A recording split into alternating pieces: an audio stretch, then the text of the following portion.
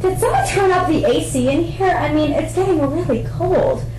But, you know, all this chill makes me want to go run out to the ice rink and figure 8 and get burned, baby, via Freezerburn, New York's hottest show on ice. Let my frozen friends glide their way into your heart.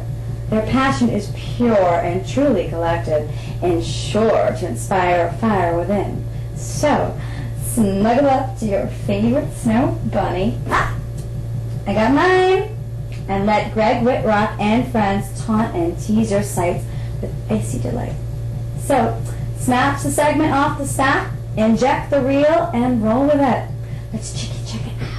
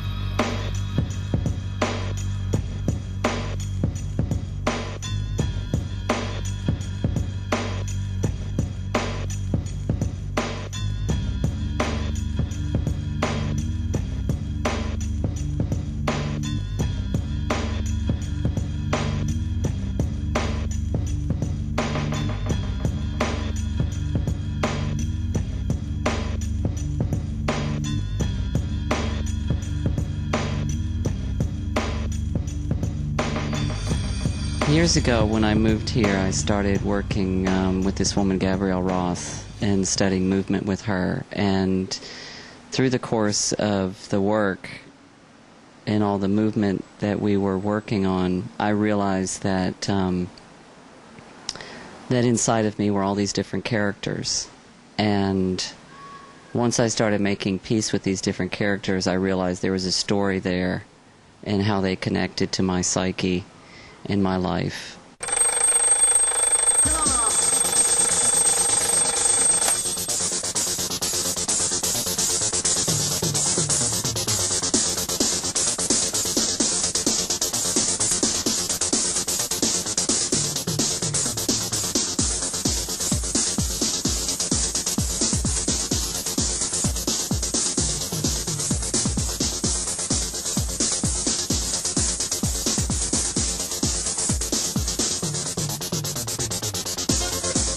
Chatter of my mind, as opposed to just getting, just immersing myself in movement or dance. Like when I danced, there was no chatter going on. It was just simply relating to my breath and movement, and that's what this work, Freezerburn, is about. It's about the dark side, the chattering of the mind, and self-consciousness.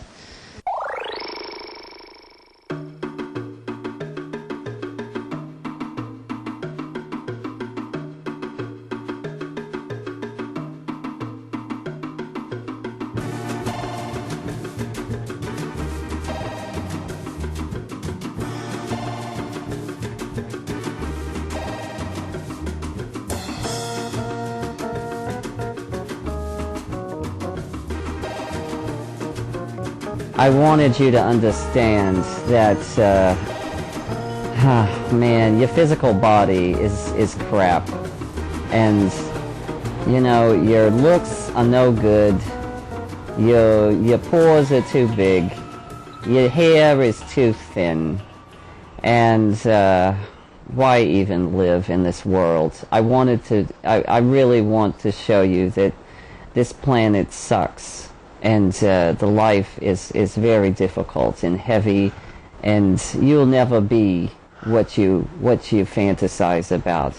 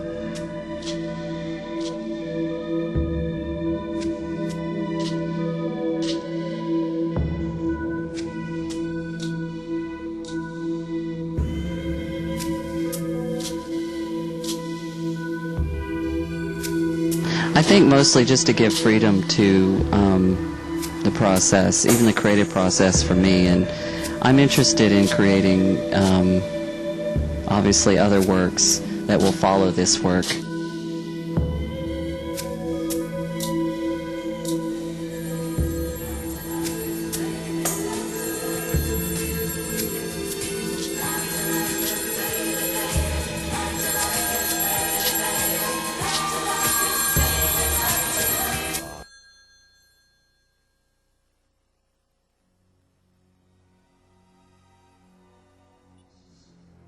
I didn't peg myself as the leader, as the director of all of this. I wanted somebody else to do it. I mean, it's much easier to, go and work for somebody else, isn't it?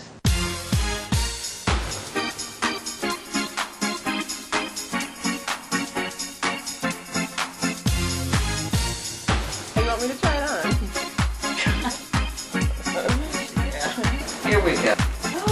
Ooh, that was...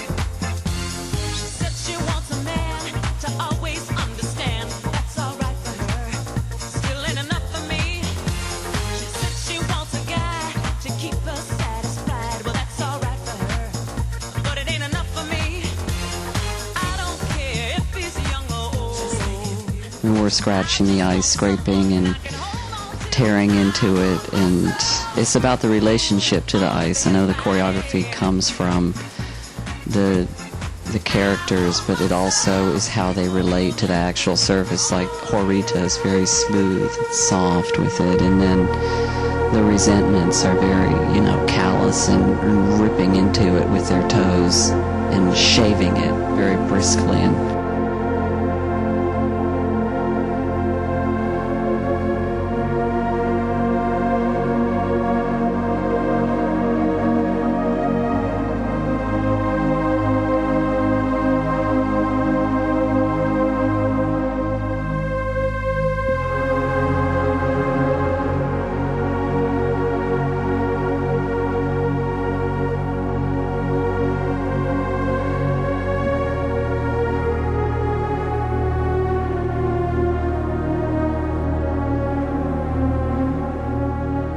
Now, Greg, you have many fabulous artworks all around your house. Now, I noticed some self-portraits, all of them untitled. Could you talk a little bit about them? Well, most of them are, I did them a few years ago, and I didn't use them in this show Freezerburn, but they're pretty much focusing on the feminine, or my feminine world. And they're depicting the feminine spirit for me. Some's light, some's dark, and some are magical and mysterious. And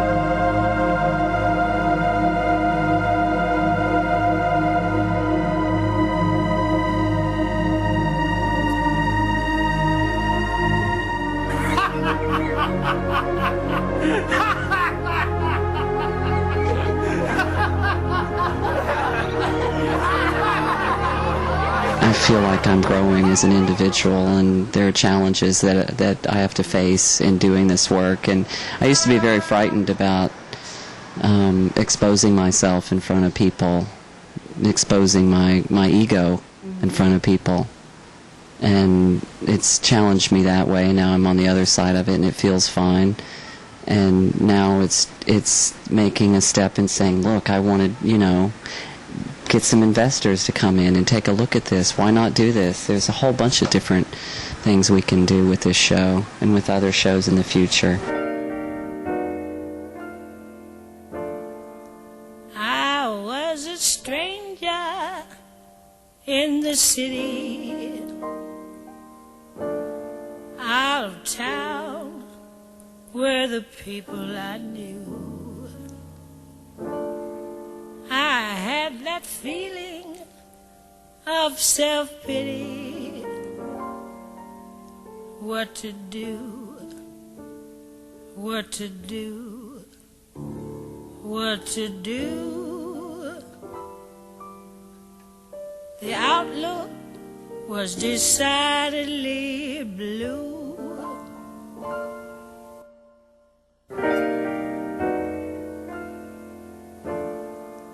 I was a stranger. Leonard, I would like for you to tell me when exactly you entered my psyche and the reasons why you entered, and you feel like you're helping me out, obviously. Why did you approach me when you did, and when did you approach me?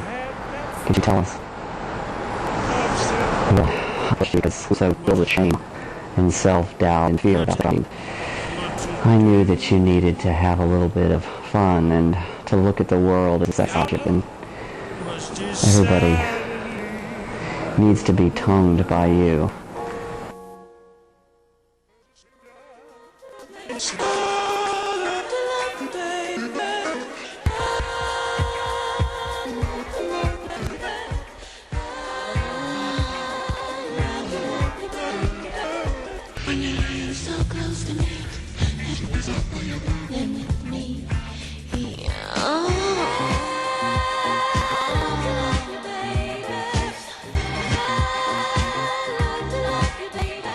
I think, you want to know about the birth of Erica Ugly, is probably in my life around high school, maybe even before then. I used to be mocked as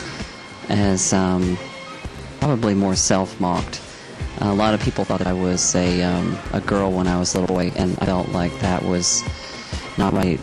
And so there was something about being pretty as a boy. I didn't want to be pretty, and to be ugly.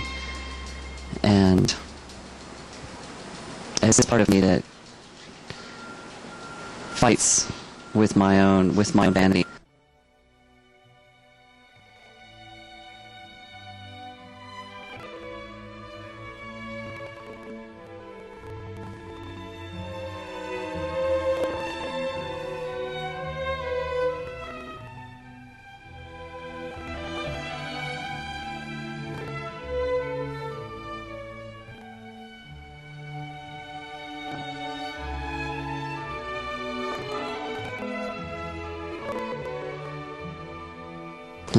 Be in love with what you do, because it has you, whether you realize it or not.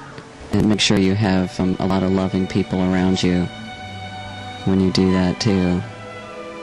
Because, you know, it's like being on the edge of a cliff and jumping, and man, you're there for you.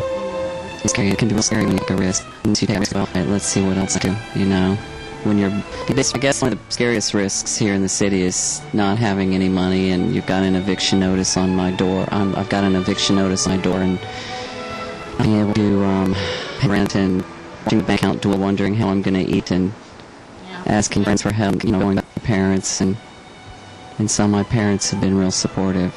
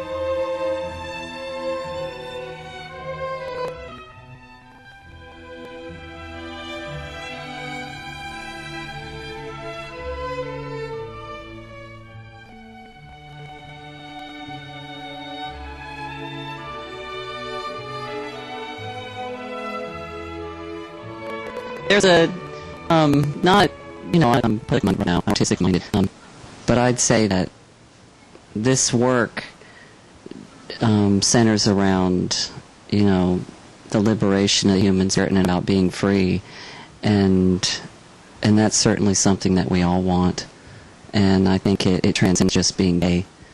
I know being gay, you know, I'm certainly fighting for individuality, and so it's a part of who I am, but I think to connect to the world